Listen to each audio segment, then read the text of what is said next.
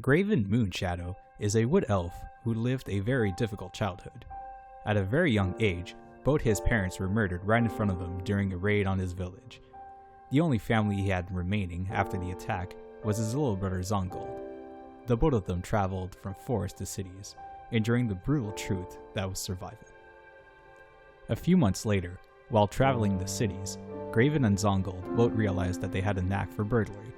They first did so as a means to survive, but it quickly became more than that. They very rapidly made a name for themselves as criminals around the cities. While most detested them and wanted them locked up, some actually paid them to steal from others. Burglary soon became, for them, a profession. Sadly, during a suspiciously well-paid job, Graven lost his brother. While attempting to run away, an arrow struck Zongold in the neck and killed him. Graven blames himself to this day for the loss of his brother, because even though he knew the job was suspicious, his brother had convinced him to take it. The death of his brother was a turning point in the life of Graven. He started using his skills not only to help himself, but others in need.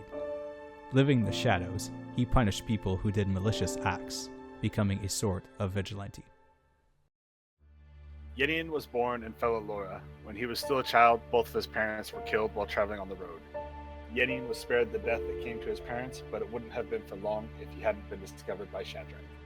Shadrach, a monk living out in the wild trying to find enlightenment, chose to raise Yenian as his own. Not knowing what ever happened to his parents, Yenian spent many of his childhood years trying to find out. He realized he never would, and finally came to terms that it might be a mystery he may never solve. He returned to find Shadrach gone and the home burned to the ground. Searching for Shadrach's body, he never found it. He realized that his path of enlightenment wouldn't be allowed until he found what happened to his mentor and set out on his path. Rowan lived a relatively idyllic childhood, raised primarily by her mother and her mother's family, alongside their fellow druids.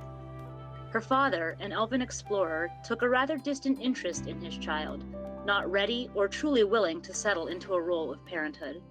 Ever a restless child growing up, Rowan was an endless source of exasperation to her teachers. Curious about the world around her, when Rowan reached adulthood, she finally gave in to her restless nature, setting out on her own to see as much of the world as possible. Growing up in the city, Kerveius' mother did her best to make ends meet. Though they weren't poor, it wasn't exactly the nicest of place either, but it was still home. Wanting a better life for his mother, Kerveius found alternate ways of making a profit to support them, though not always in the most honest of ways.